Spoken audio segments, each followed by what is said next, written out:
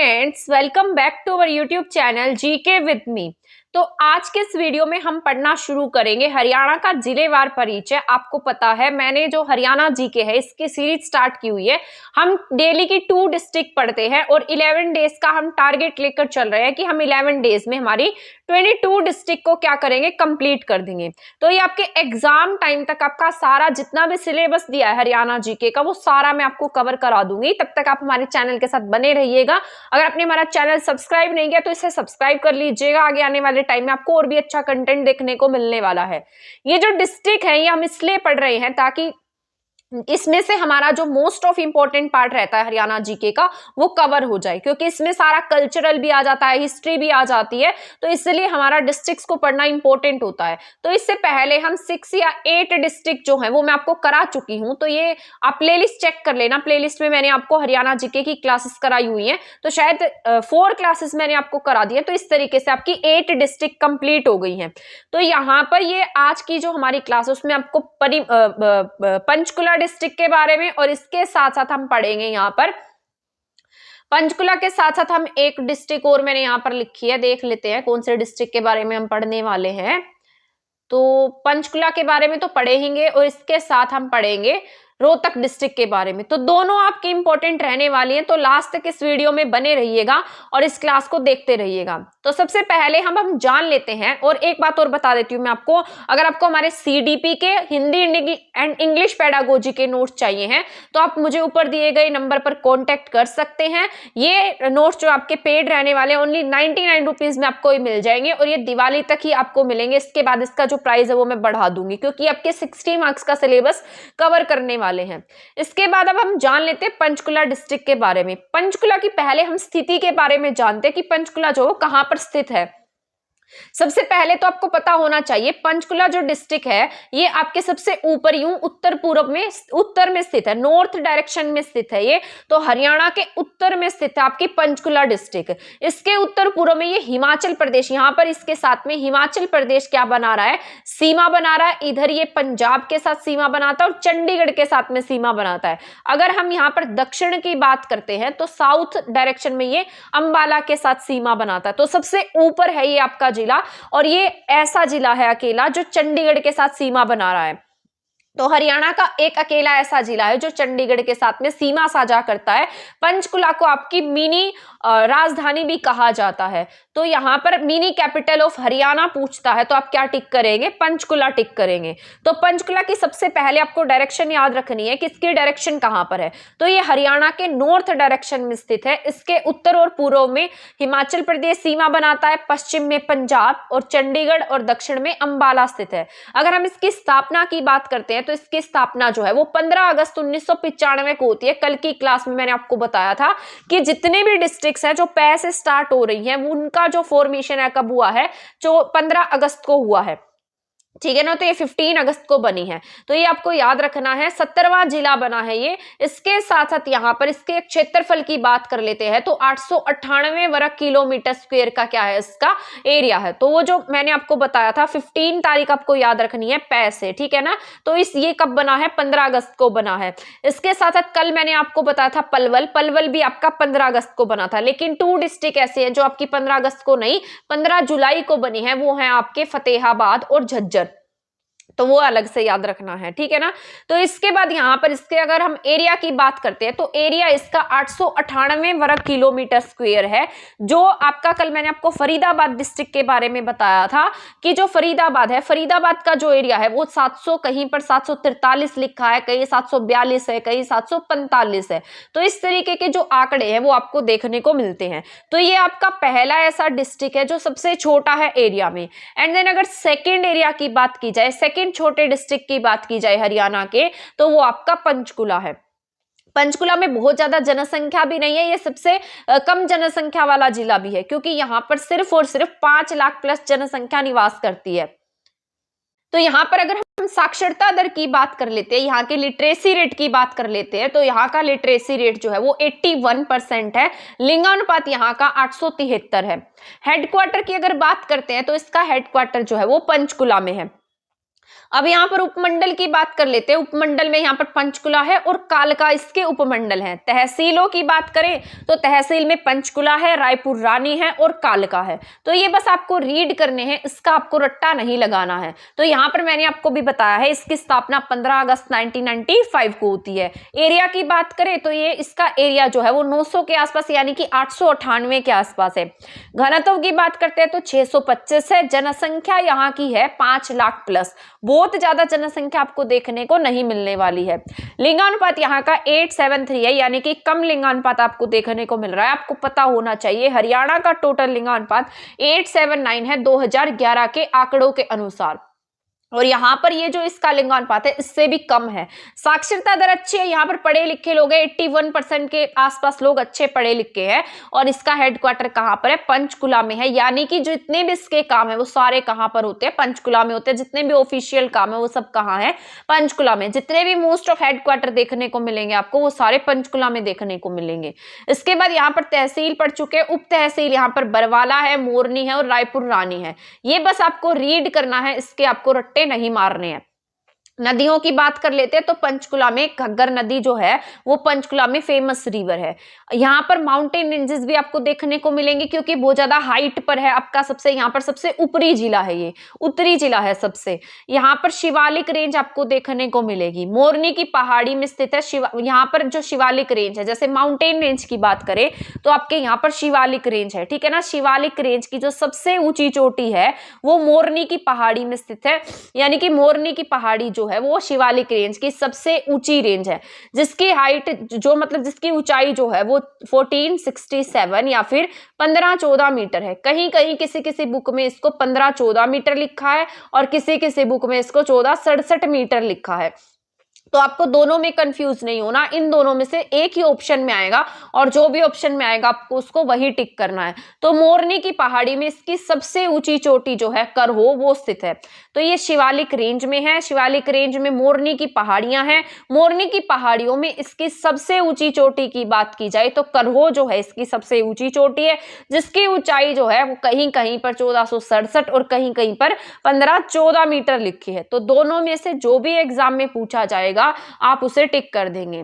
यहाँ पर अगर हम प्रमुख उद्योग धंधों की बात कर लेते हैं तो एचएमटी यहाँ का फेमस है, सूरजपुर औद्योगिक उपकरण यहाँ पर है और हवाई अड्डा आपको पिंजौर में देखने को मिलेगा। तो यहाँ पर क्या है? एयरपोर्ट भी है, हवाई अड्डा भी है, तो वो कहाँ है? आपके पिंजौर में है। अगर हम इसके इतिहास की बात कर लेते हैं तो पंचकुला का नाम किसके नाम पर रखा गया है? 5 कूपों के नाम के आधार पर इसका नाम क्या रखा गया?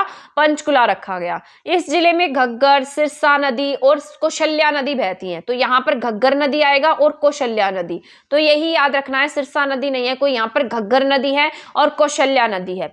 यहाँ पर ना 2 मंदिर है जो पटियाला रियासत के राजा करम सिंह ने 1861 में बनवाए थे। तो ये इंपॉर्टेंट है जो पॉइंट मैं आपको बता रही हूँ, ये क्योंकि हिस्ट्री से रिलेटेड है इसलिए हमारा इसको पढ़ना जरूरी है, ठीक है ना। तो पिंजौर जो है, ये जो पंचकुला है, पिंजौर है, ये ना बहुत पुराने एरिया है, आपको पता होना चाहिए। जो पिंजौर है, पंचकुला है, यहाँ से आद्य ऐतिहासिक या फिर जो प्राग ऐतिहासिक काल है उसके समय में मानव खोपड़ी मिली थी उस समय की। तो कितने करोड़ों साल पुरानी खोपड़ी यहाँ से मिली है, तो वहां से आप आइडिया लगा सकते हैं कि बहुत पुराना है।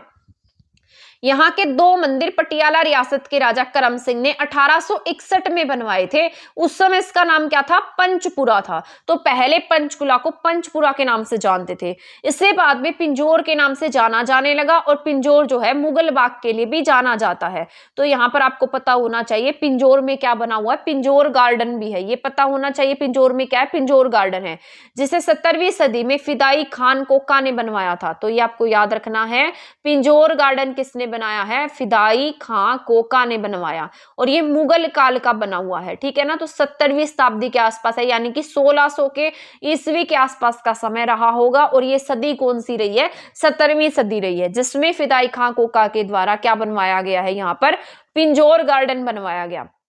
और यहाँ पर एक मंदिर बनवाया था, 2 मंदिर बनाए थे, किसने? पटियाला रियासत के राजा करम सिंह ने 1861 में यहाँ पर 2 मंदिर बनवाए।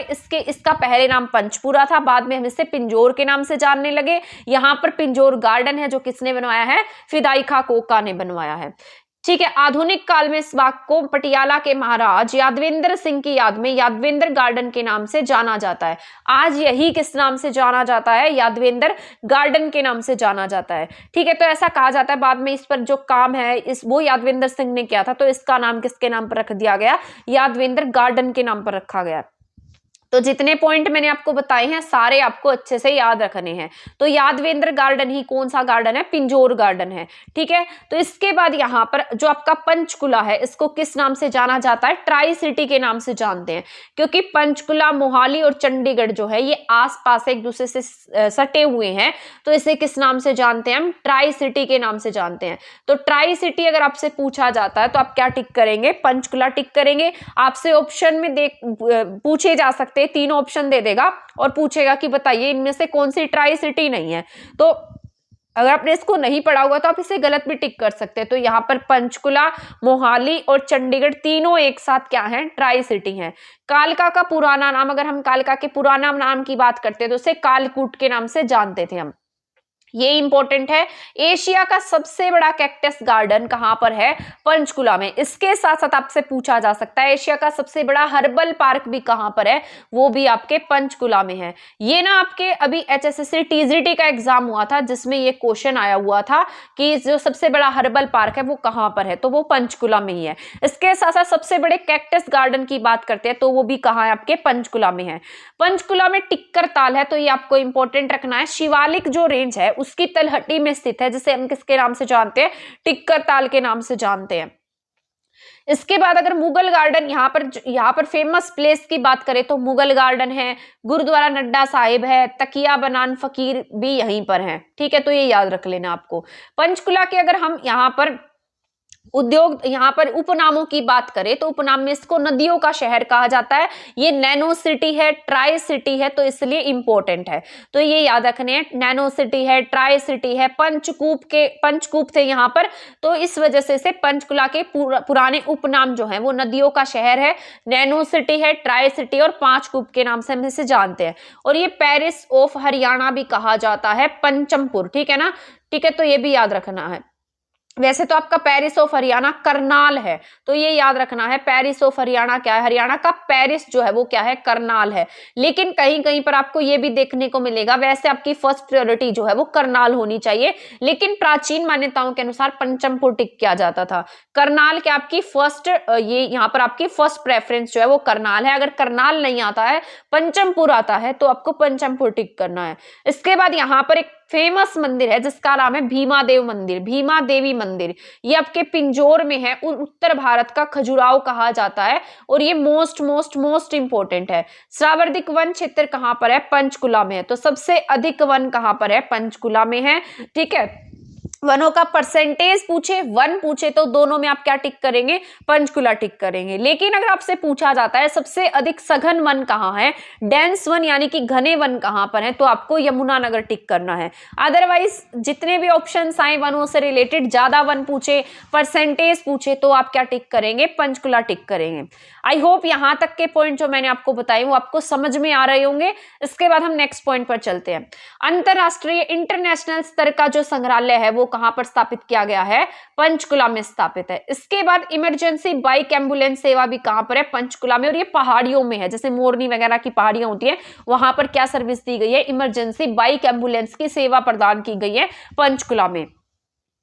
हरियाणा का प्रशासनिक राज्य कौन सा है, यानी कि प्रशासनिक राजधानी की बात कर लेते हैं, एडमिनिस्ट्रेटिव कैपिटल की बात कर लेते हैं, जहां पर आपको बहुत सारे ऑफिस देखने को मिलेंगे, वो कहाँ है? पंचकुला में है। हरियाणा की पहली सेब मंडी भी कहाँ है? पंचकुला में है। तो ये आपको याद रखना है, मैंने याद कराया हुआ है, सेब मंडी याद करा रखा है मैंने आपको, और एक फूल मंडी आपके हरियाणा में। तो सेब मंडी जो है ना, ये सबसे ऊपर जो आपको पता होना चाहिए, पंचकुला हिमाचल प्रदेश के साथ सीमा साझा करता है, अभी मैंने आपको बताया। तो हिमाचल प्रदेश में सेब सबसे ज्यादा होते हैं, इस वजह से हमने सेब मंडी भी कहां बना दी? पंचकुला में बना दी है। तो ऐसे याद रख लेना आप। इसके साथ साथ अगर हम फूल मंडी की बात करते हैं तो ये आपके गुरुग्राम में है। इसको आप ऐसे याद रख सकते हैं, जितनी भी मल्टीनेशनल कंपनी है वो सारी कहाँ है, गुरुग्राम में है। तो वहां पर सीधी सी बात है, फॉरेनर्स भी आते होंगे, अगर मल्टीनेशनल कंपनी है तो फॉरेनर आते हैं तो हम स्वागत में क्या देते हैं, उन्हें फूल देते हैं। तो इसलिए हमने गुरुग्राम में फूल मंडी स्थापित की, और हिमाचल प्रदेश के साथ ये सटा होने के कारण यहाँ पर सेब मंडी है। तो इतने पॉइंट आपको याद करने के तरीके बताए मैंने आपको, ताकि आप इसको रिलेट करके याद रख पाए। एग्जाम में हमारे माइंड पर इतना प्रेशर होता है कि हम उसे भूल जाते हैं, इसलिए हम अगर मान लो रिलेट करके पढ़ लेते हैं तो हम उसे आसानी से टिक कर सकते हैं। हरियाणा का पहला महिला पुलिस थाना की बात की जाए तो ये भी आपके पंचकुला में है। 2015 में इसको स्थापित किया गया था। पहले जो आपके महिला पुलिस थाने हैं उनकी शुरुआत जो है वो पंचकुला मनसा देवी कॉम्प्लेक्स से की गई थी, ठीक है ना। तो इतना याद रख लेना। रक्षाबंधन का दिन था उस दिन। कालका रेलवे स्टेशन जो है इसकी शुरुआत जो है वो कब हुई है, 1893 में हुई, लेकिन यहाँ पर 1903 में ये बनकर तैयार हुआ। 1906 में जनता के लिए खोला गया, और 2006 में कालका रेलवे लाइन को किस में ऐड कर दिया गया, वर्ल्ड हेरिटेज साइट में शामिल कर दिया गया, क्योंकि यहाँ पर क्या है, नैरो गेज बनाई गई है, ठीक है, जो 0 मीटर की है। तो ये आपको याद रखना है। तो कालका रेलवे लाइन की शुरुआत 1893 में होती है, 1903 में बनकर तैयार होती है। इसके साथ साथ 1906 में से जनता के लिए खोला जाता है, और 2006 में वर्ल्ड हेरिटेज साइट में शामिल हो जाती है। यहाँ पर गिद्ध संरक्षण और प्रजनन केंद्र है, ये आपके हरियाणा में अकेला है जो गिद्धों का क्या कर रहा है, संरक्षण कर रहा है, यानी वल्चर का क्या करता है, कंजर्वेशन करता है। साथ साथ प्रजनन सेंटर है, 2006 में स्थापित किया गया था। कहां पर है ये, पिंजौर पंचकुला में है। तो ये पॉइंट जितने मैं आपको बता रही हूँ सारे के सारे आपको अच्छे से याद रखने हैं। इसके बाद फीजेंट प्रजनन केंद्र कहां पर है, मोरनी पंचकुला में है। तो फीजेंट का कहां है, फीजेंट का मोरनी में है। और इसके साथ साथ जो मैंने अभी आपको बताया है, गिद्ध का कहां पर है, पिंजौर में है। वल्चर का पिंजौर में, फीजेंट का कहां है, आपके मोरनी में है। सिंचाई, अब कुछ हेडक्वार्टर्स की बात कर लेते हैं। जो पंचकुला है ना, वो मोस्ट ऑफ हेडक्वार्टर्स के लिए फेमस है और जरूरी भी है, तो ये आपको याद रखना है। यहाँ पर सिंचाई विभाग का हेडक्वार्टर है। इसके साथ साथ आप सभी को पता है, एग्जाम दे देकर आप थक चुके होंगे, एचएसएससी का हेडक्वार्टर है, यहाँ पर एचपीएससी का हेडक्वार्टर है, हरियाणा साहित्य अकेडमी का हेडक्वार्टर है। ये इंपॉर्टेंट है, आपका एग्जाम में पूछा जाता है। आपसे पूछा जाए हरियाणा साहित्य अकेडमी की जो पत्रिका है उसका नाम क्या है, तो आप क्या टिक करेंगे, हरिगंधा टिक कर देंगे, क्योंकि ये आपके एग्जाम में पूछा जाता है। यूएचबीवीएन का हेडक्वार्टर है यहाँ पर पंचकुला में है। जो आपके बिजली विभाग जो है उसका हेडक्वार्टर कहां पर है, पंचकुला में। अब पंचकुला के वन्य जीव अभ्यारण्य यानी कि वाइल्ड लाइफ सेंचुरीज की बात कर लेते हैं।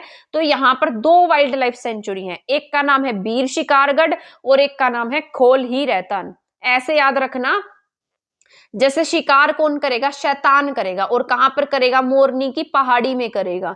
तो आपसे अगर पूछा जाता है, आपको मान लो पूछ लिया जाता है वाइल्ड लाइफ सेंचुरी कहां पर है, बीर शिकारगढ़ का है, खोली रहतान का है, तो आप उसको आसानी से याद रख सकते हैं। शिकार करने कौन जाएगा, शैतान जाएगा, और कहां पर जाएगा, मोरनी की पहाड़ी में जाएगा। मोरनी की पहाड़ी कहां है, पंचकुला में है। तो बीर शिकारगढ़ 1975 में पंचकुला में स्थापित किया गया था। यहाँ ये किसके लिए फेमस है, सांबर चील के लिए फेमस है, नील गाय के लिए फेमस है। और खोल ही रहतान भी कहां है आपका, ये भी आपका पंचकुला में है। तो यहाँ चीतल, जंगली बिल्ली, शियार, ये सब आपको देखने को मिलेंगे। तो ये 2 वाइल्ड लाइफ सेंचुरी है यहाँ पर, और एक यहाँ पर प्रजनन सेंटर स्थापित किया गया है। 2 वाइल्ड लाइफ सेंचुरी में से एक बीर शिकारगढ़ है और एक खोल ही रहतान है। अगर हम प्रजनन सेंटर की बात करते हैं तो यहाँ पर वल्चर का प्रजनन सेंटर है। इसके साथ साथ काला तीतर, चिड़िया प्रजनन सेंटर भी यहीं पर देखने को मिलेंगे। रेड जंगल फाउल प्रजनन सेंटर है यहाँ पर, और फीजेंट प्रजनन सेंटर है। तो ये सारे याद रखने हैं, ठीक है। 3 इंपॉर्टेंट बताए, 2 वाइल्ड लाइफ सेंचुरी, एक गिद्ध कंजर्वेशन, इसके साथ साथ फीजेंट वाला, ये याद रख लेना। इसके बाद पंचकुला के मेले की बात कर लेते हैं, तो ये भी आपका मोस्ट इंपॉर्टेंट हो जाता है। यहाँ पर काली माई का मेला लगता है, काली देवी का मेला नहीं है, ये काली माई का मेला है। तो काली माई का मेला कालका पंचकुला में। साथ साथ यहाँ पर मैंगो मेला भी लगता है, और ये ज्यादा फेमस होता है। ये जितने भी हम फेस्टिवल्स पढ़ते हैं हरियाणा के, तो उनमें इंपॉर्टेंट है। बैसाखी का महोत्सव मनाया जाता है यहाँ पर अप्रैल के महीने में। इसके बाद यहाँ पर गुरुद्वारा नड्डा साहिब है, ये आपका मोस्ट मोस्ट मोस्ट इंपॉर्टेंट है। अभी आपके एचपीएससी पीजीटी के एग्जाम हुए थे, उनमें भी ये क्वेश्चन आया हुआ था। अगर आप मान लो एग्जाम देने गए होगे, कभी पंचकुला में रुके होगे, तो आप जरूर इस गुरुद्वारे में रुके होगे। तो यहाँ पर मेरा भी टीजीटी का एग्जाम था, तब मैंने भी यहाँ पर स्टे किया था। बहुत अच्छा गुरुद्वारा है, अगर आप मान लो कभी जाते हैं पंचकुला में तो यहाँ जरूर विजिट करना। तो गुरुद्वारा नड्डा साहिब जो है ये घग्गर नदी के किनारे पर स्थित है और कहाँ पर है, पंचकुला में है। ये गुरु गोविंद सिंह भगानी की लड़ाई में विजय के बाद अपनी सेना के साथ यहाँ पर ठहरे थे।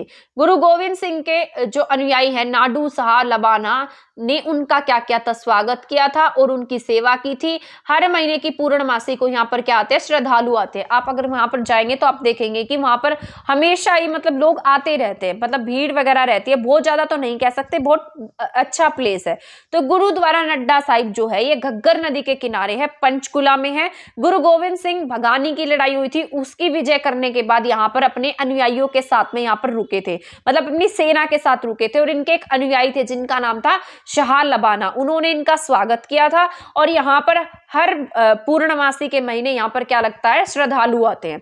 तो यहाँ का जो फेमस गुरुद्वारा है वो गुरुद्वारा नड्डा साहिब है, तो इतना याद रख लेना है। इसके बाद पंचकुला के मंदिर की बात कर लेते हैं। तो यहाँ पर कालका देवी का मंदिर है जो आपका मोस्ट फेमस है। ये नेशनल हाईवे 22 पर स्थित है। प्राचीन मंदिर काली देवी को समर्पित है या काली माता को समर्पित है। हिंदू तीर्थ स्थल के रूप में जाना जाता है। यहाँ पर नवरात्रों का मेला लगता है। ऐसा माना जाता है कि पांडवों ने अज्ञातवास के दौरान इस मंदिर का निर्माण कराया था। तो कालका मंदिर की अगर बात करते हैं तो इसका निर्माण किसने कराया है, पांडवों के द्वारा करवाया गया है।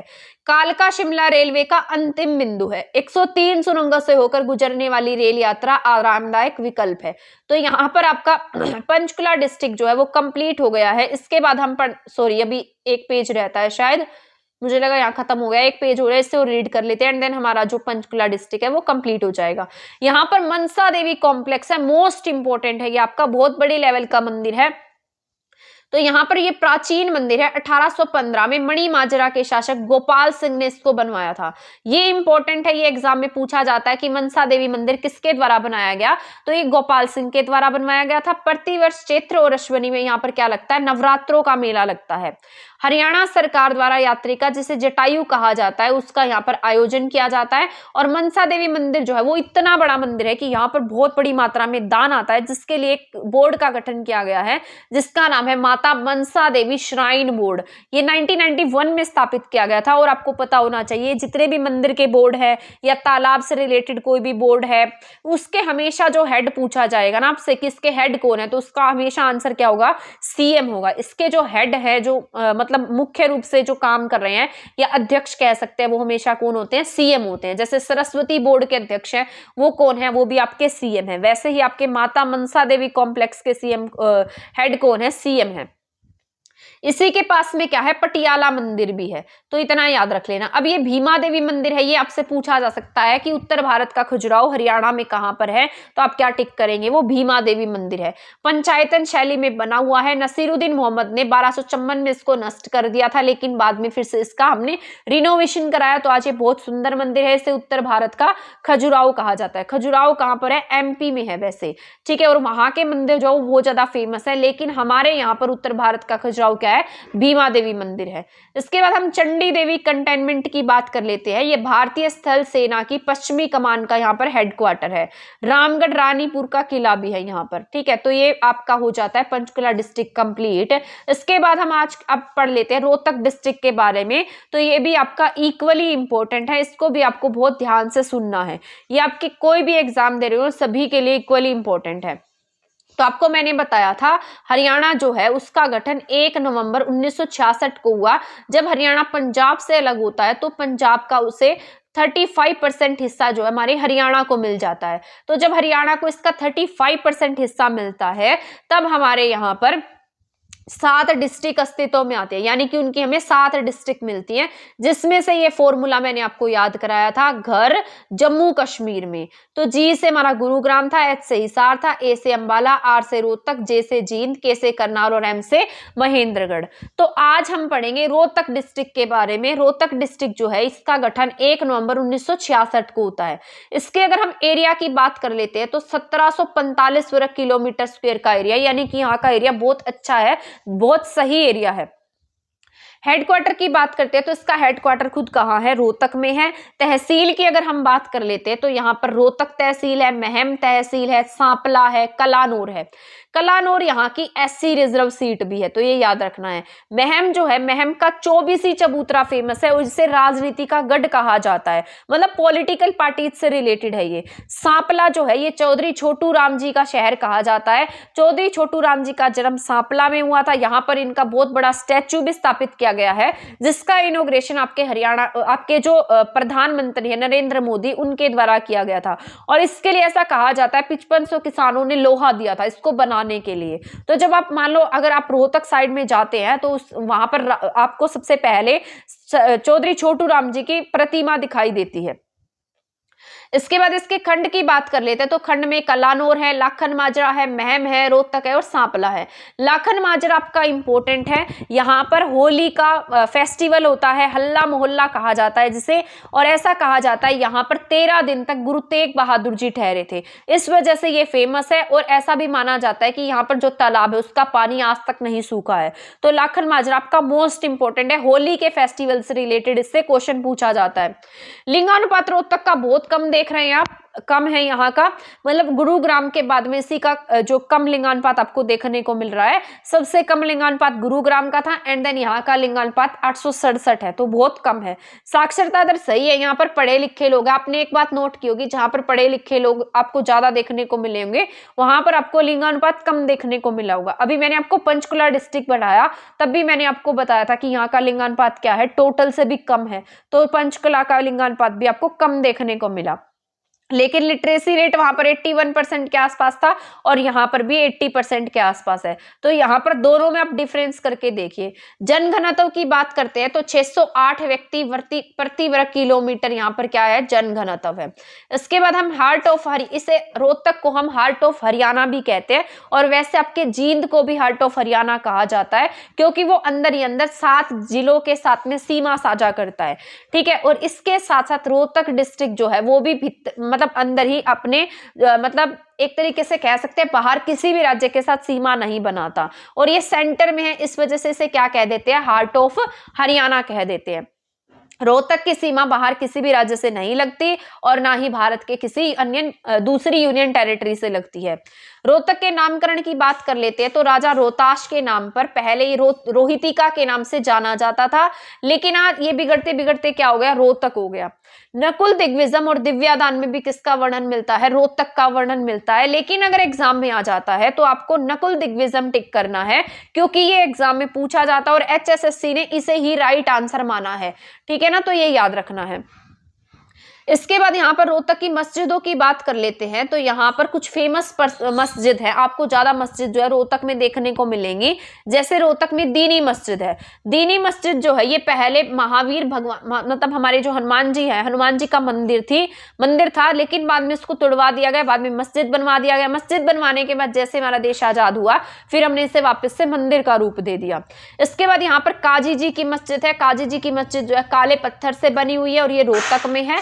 इसके साथ साथ लाल मस्जिद है। यहाँ पर लाल मस्जिद जो है ये किसने बनवाई है, हाजी आशिक अली ने बनवाई है। अगर आपसे रेड मॉस्क पूछा जाता है तो रेड मॉस्क आपके रेवाड़ी में है, जो किसके द्वारा बनवाया गया, अकबर के द्वारा बनवाई गई। अगर आपसे लाल मस्जिद पूछता है तो आपको क्या टिक करना है, रोहतक टिक करना है, जो हाजी आशिक अली ने बनवाई है 1939 में। इसके साथ साथ यहाँ पर शीशे वाली मस्जिद भी फेमस है। तो यहाँ पर 3 मस्जिद बताई मैंने आपको, 4 मस्जिद, दीनी मस्जिद, काजी जी की मस्जिद, लाल मस्जिद और साथ में शीशे वाली मस्जिद। तो ये सारे याद रखने हैं। इसके बाद अगर हम रोहतक के पर्यटन स्थल की बात कर लेते हैं तो यहाँ पर मैना है, नोरंग है, तो ये सारे फेमस है। झील में यहाँ पर फेमस, झील में अगर बात की जाए तो तिलियार लेक यहाँ की फेमस है, और रोहतक के तालाब की बात की जाए तो गौकर्ण तालाब जो है वो यहाँ का फेमस है। अब यहाँ पर आपको कुछ स्टेडियम देखने को मिलेंगे जो आपके इंपॉर्टेंट है। जैसे यहाँ पर पंडित जवाहरलाल नेहरू स्टेडियम है, बंसीलाल स्टेडियम है लाहौली में, ये आपका इंपॉर्टेंट है। छोटू राम स्टेडियम है, अग्रसेन स्टेडियम है और सरदार वल्लभ भाई स्टेडियम है। ये स्टेडियम आपके MDU यूनिवर्सिटी जो है, जो रोहतक में यूनिवर्सिटी है, महर्षि दयानंद यूनिवर्सिटी, उसके मेन कैंपस में है ये। जो सरदार वल्लभ भाई पटेल के नाम पर है। तो यहाँ पर Pandit Jawaharlal Nehru stadium, Bansilal stadium, Chhotu Ram stadium, Agrasen stadium और सरदार वल्लभ भाई स्टेडियम है।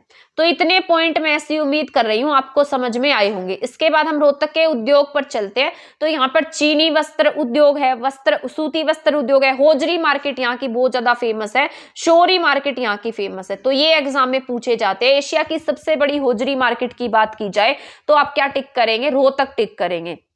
यहाँ पर शोरी मार्केट फेमस है। हौजरी मार्केट कपड़े की बहुत बड़ी मार्केट है यहाँ पर, और यहाँ पर लकड़ी और कृषि का सामान भी मिलता है। अब हम यहाँ नेक्स्ट पॉइंट पर चलते हैं, रोहतक के मेले। तो ये मोस्ट इंपॉर्टेंट पॉइंट है, ये एग्जाम में पूछा जाने वाला क्वेश्चन है। ठीक है, यहाँ पर बाबा मस्तनाथ का मेला लगता है, बाबा जमुना दास का मेला लगता है, होला मोहल्ला का फेस्टिवल होता है, यहाँ पर शिवरात्रि का मेला लगता है, जन्माष्टमी का, और बाबा कुंती दास का मेला है।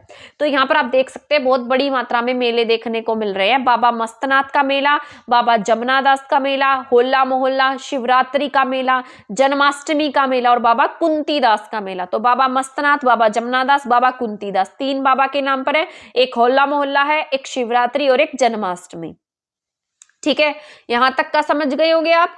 इसके बाद हम यहाँ की फेमस पर्सनैलिटीज की बात कर लेते हैं जो आपकी मोस्ट इंपॉर्टेंट रहने वाली हैं, एंड देन इसके बाद कुछ फैक्ट होंगे तो हमारी क्लास कंप्लीट हो जाएगी। तो यहाँ पर रणदीप हुड्डा जो है, ये आप सभी जानते हैं, बहुत अच्छे कलाकार हैं। तो रणदीप हुड्डा जो है ये कहाँ के रहने वाले हैं? रोहतक के रहने वाले हैं। ठीक है, इसके बाद पूजा बत्रा, सुभाष घई, अशोक घई, ये सभी कहीं ना कहीं, जैसे सुभाष घई, अशोक घई, और ये सभी फिल्म इंडस्ट्री से रिलेटेड है, अभिनेता हैं। तो आपको इनको याद रखना है, रोहतक के रहने वाले हैं। इसके बाद हम गोल्डन गर्ल ममता खरब की बात कर लेते हैं। लास्ट गोल पर जो मतलब हॉकी में ना ये क्या कही जाती है? गोल्डन गर्ल कही जाती है। लास्ट गोल जो था उस पर इन्होंने गोल्ड बना दिया था, मतलब इनकी वजह से हमें गोल्ड मिल गया था, इस वजह से इनका नाम क्या रख दिया गया? गोल्डन गर्ल रखा गया। इनका नाम क्या है? ममता खरब है। बहुत ज्यादा जरूरी है, अर्जुन और भीम अवॉर्डी है ये। ठीक है, तो गोल्डन गर्ल ऑफ हरियाणा पूछा जाए तो आप क्या टिक करेंगे? ममता खरब को टिक कर देंगे। इसके बाद, और अभी मैंने कल या परसों की क्लास में आपको बताया था सविता पूनिया के बारे में। तो सविता पूनिया भी हॉकी से रिलेटेड है और वो भी बहुत अच्छी खिलाड़ी हैं और वो सिरसा से बिलोंग करती हैं। इसके बाद हम चौधरी छोटू राम जी के बारे में पढ़ लेते हैं। इनका जन्म जो है 1881 में सांपला गांव में हुआ था। तो 1916 में इन्होंने एक समाचार पत्र निकाला जो इनका इंपॉर्टेंट है, जिसका नाम था जाट गजट। अगर आपसे पूछा जाए जाट गजट जो है कौन सी भाषा की पत्रिका थी, तो उर्दू भाषा में इन्होंने अपनी पहली पत्रिका निकाली 1916 में, जिसका नाम था जाट गजट। और चौधरी छोटू राम ने मोर बचाओ अभियान भी चलाया। तो ये भी आपका इंपॉर्टेंट हो जाता है, क्या चलाया इन्होंने? मोर बचाओ अभियान। 1923 में यूनियनिस्ट पार्टी का गठन किया था और ये किसानों से रिलेटेड थी इनकी पार्टी। इन्हें किसानों का मसीहा भी हम कहते हैं, किसानों के लिए बहुत ज्यादा काम किया इन्होंने। इसके साथ साथ जो आप भाखड़ा डैम पढ़ते हैं, भाखड़ा नांगल परियोजना पढ़ते हैं, उसमें भी चौधरी छोटू राम जी का विशेष योगदान रहा था। 1924 में जमींदारी लीग की स्थापना की इन्होंने। 1937 में अंग्रेजों ने चौधरी छोटू राम को सर की उपाधि से सम्मानित किया, लेकिन बाद में इन्होंने सर की उपाधि को ठुकरा भी दिया था। 1938 में इन्होंने मार्केटिंग बोर्ड का गठन किया। किसानों के मसीहा कहे जाते थे। इसके साथ साथ बचपन के नाम की बात कर लेते हैं, तो इनके बचपन का नाम जो है वो राम रिछपाल था। तो ये पूछा जाता है, एग्जाम में इंपॉर्टेंट है। 1942 में भारत छोड़ो आंदोलन के समय इन्होंने क्या कर दिया? सर की उपाधि को लौटा दिया। 1937 में इन्हें सर की उपाधि मिली थी। 1942 में इन्होंने सर की उपाधि को ठुकरा दिया। 1945 में क्या हो जाती है? इनकी डेथ हो जाती है। और 1942 के आसपास ये क्या करते हैं? जो भाखड़ा डैम है उसका जो एग्रीमेंट कराने का काम था वो इन्होंने बिलासपुर के राजा के साथ में किया था। और इसके बाद जो इसमें भाखड़ा डैम जो प्रोजेक्ट था, इसमें पानी जो है वो 1954 में, यानी कि 9 साल के बाद आया। इनकी डेथ के 9 साल बाद आया था। तो उसमें किसका योगदान है? चौधरी छोटू राम का योगदान है। तो भाखड़ा डैम के जन्मदाता किसे कहा जाता है? चौधरी छोटू राम जी को कहा जाता है। इसके बाद अगर हम बात कर लेते हैं भूपेंद्र सिंह हुड्डा की, जो आपके पूर्व मुख्यमंत्री भी रह चुके हैं। तो भूपेंद्र सिंह हुड्डा जो है सांगी रोहतक के रहने वाले थे, मतलब इनका जन्म जो है सांगी गांव रोहतक में हुआ है। एट प्रेजेंट आपके हरियाणा के मुख्यमंत्री की बात कर लेते हैं, मनोहर लाल खट्टर। इनका जन्म निदाना गांव रोहतक में हुआ था। वैसे बनियानी गांव से भी रिलेटेड है ये, इनका जो बचपन है वो वहीं पर बीता था। साक्षी मलिक की बात कर लेते हैं, कुश्ती से बिलोंग करती है, ये भी आपके रोहतक की रहने वाली हैं। अमित पंघाल जो है, जिन्हें छोटा टाइसन के नाम से जाना जाता है, ये भी रोहतक से बिलोंग करते हैं। यहाँ पर अगर हम फेमस स्मारक की बात कर लेते हैं तो यहाँ पर जिला स्तर का युद्ध स्मारक मानसरोवर पार्क में स्थापित किया गया है। और राज्य स्तरीय युद्ध स्मारक की बात की जाए तो ये आपके एमडीयू यूनिवर्सिटी में है, एमडीयू यूनिवर्सिटी रोहतक में है। इसके बाद कुछ फैक्ट्स हैं जो रोहतक से रिलेटेड है, जिनको हमारा पढ़ लेना जरूरी है। साइमन कमीशन का विरोध कहां से शुरू हुआ? रोहतक जिले से शुरू हुआ था, तो ये इंपॉर्टेंट हो जाता है। आपसे पूछा जा सकता है हरियाणा में साइमन कमीशन का विरोध कहां से हुआ? तो रोहतक से हुआ। रोहतक क्या है? नगर निगम है। यहाँ पर महम है जो महेसत के नाम से जाना जाता है। चौबीसी गांव का चबूतरा है, यहाँ पर एक बावड़ी भी है, इसे महम की शान कहा जाता है। या यहाँ पर ज्ञानी चोर की सुरंग के नाम से भी ये जानी जाती है। तो महम को चौबीसी चबूतरा पॉलिटिकल जो फैक्टर्स है उनके वे से इंपॉर्टेंट है। ये राजनीति का गढ़ कहा जाता है इसे, महम को भी। महम में छोटा चिड़ियाघर भी आपको देखने को मिलेगा, ठीक है। तो बड़ा चिड़ियाघर अगर आपसे पूछे तो वो हिसार में है, लेकिन सॉरी चिड़ियाघर नहीं, डियर पार्क की बात कर लेते हैं। हिरण पार्क, हिरण पार्क अगर छोटे हिरण पार्क की बात करें तो महम में है, और बड़ा हिरण पार्क आपके हिसार में है। इसके बाद जनसंख्या की दृष्टि से रोहतक क्या है? सबसे बड़ा मंडल है। रोहतक में 5 डिस्ट्रिक्ट आती हैं। सिक्के ढालने के जो सांचे थे वो कहां से मिले हैं? खोखराकोट रोहतक से मिले हैं। अब इसके उपनाम में से एजुकेशन हब कहा जाता है, शुगर सिटी भी कहा जाता है। हरियाणा की राजनीति का गढ़ जो है वो रोहतक ही है। फजल अली आयोग जो है सबसे पहले आपके हरियाणा के रोहतक में आया था। ये जब फजल अली आयोग के जो सदस्य यहाँ पर आए तो यहाँ पर कुछ लोगों ने, रोहतक के लोगों से उन्होंने बात की थी। रोहतक के लोगों ने कहा था कि हमें हरियाणा पंजाब से अलग चाहिए, लेकिन जब फजल अली आयोग की रिपोर्ट आई तब रिपोर्ट में हरियाणा को पंजाब से अलग ना करके पंजाब में ही रखा गया था। रोहतक की फेमस अगर हम कुछ बात कर ले डिश की, तो यहाँ पर जैसे मिठाई की बात कर लेते हैं तो गज्जक और रेवड़ी यहाँ की फेमस है। रोहतक में चूना पत्थर सबसे ज्यादा पाया जाता है। सांपला से 1857 की क्रांति का नेतृत्व किसने किया? साबर खान ने किया था, इसलिए इंपॉर्टेंट हो जाते हैं। अब यहाँ पर 1887 में रोहतक कांग्रेस की जो शाखा है वो कहाँ पर खोली गई? रोहतक में खोली गई। हरियाणा का सबसे पहला कॉलेज जो है वो कहाँ पर स्थापित किया गया? रोहतक में 1926 में। ये आज भी आपको देखने को मिलेगा, इसका नाम था पंडित नेकी राम कॉलेज। तो ये 1926 में स्थापित हुआ है, इसलिए इंपॉर्टेंट है। एमडीयू, तिलियार लेक और आकाशवाणी तीनों ही कब स्थापित किए गए? यहाँ पर 1976 में स्थापित किए गए। तो तीनों को एक साथ याद रख लेना, एमडीयू, तिलियार लेक और साथ साथ आकाशवाणी कहाँ है? रोहतक में है, 1976 में है। इसके बाद यहाँ पर बाबा मस्तनाथ यूनिवर्सिटी है जो कहां पर आपके अस्थल बोहर में है। कब स्थापित की गई? 2012 में स्थापित की गई। इसके साथ हरियाणा की जो पहली सीएनजी ट्रेन है वो 2015 में रेवाड़ी से रोहतक के बीच में चली है। रोहतक से रेवाड़ी नहीं है, रेवाड़ी से रोहतक है, क्योंकि रेवाड़ी जो आपका बड़ा जंक्शन है, इसलिए रेवाड़ी से क्या चली है? पहली सीएनजी ट्रेन चली। कब चली? 2015 में। रोहतक में जो अली बंधु थे वो भी आए थे, ये महात्मा गांधी जी के साथ 1920 में खिलाफत आंदोलन जब चल रहा था तब हरियाणा के रोहतक में शौकत अली, मोहम्मद अली 1920 में महात्मा गांधी जी के साथ में आए हैं। रोहतक दुजाना से जो दुजाना से 1857 की क्रांति का जो नेतृत्व है वो हसन अली ने किया था। आप इसको याद ऐसे रख लेना, जैसे 2 जन है तो 2 जन बैठेंगे तो क्या करेंगे? हंसेंगे। तो दुजाना से 1857 की क्रांति का नेतृत्व हसन खान ने किया, हसन अली ने किया। और सांपला से किसने किया है? साबर खान ने किया है। तो इतने पॉइंट जो हैं ये रोहतक डिस्ट्रिक्ट से रिलेटेड और पंचकुला डिस्ट्रिक्ट से रिलेटेड मैंने आपको पढ़ा दिए हैं, साथ साथ मैंने आपको रिवाइज भी करा दिया है। मैं ऐसी उम्मीद करती हूँ कि आपको एक क्लास समझ में आई होगी। तो इसी तरीके से आप हमारी इन डिस्ट्रिक्ट वाली सीरीज के साथ बने रहिए। नोट्स चाहिए तो आप मुझे कॉन्टेक्ट कर सकते हैं और मिलेंगे हम हमारी नेक्स्ट वीडियो में नेक्स्ट टॉपिक के साथ। तब तक आप हमारे चैनल के साथ बने रहें। अगर आपने हमारा चैनल सब्सक्राइब नहीं किया तो प्लीज सब्सक्राइब कर देना, वीडियो को शेयर नहीं किया तो इसे शेयर कर देना। थैंक यू, धन्यवाद।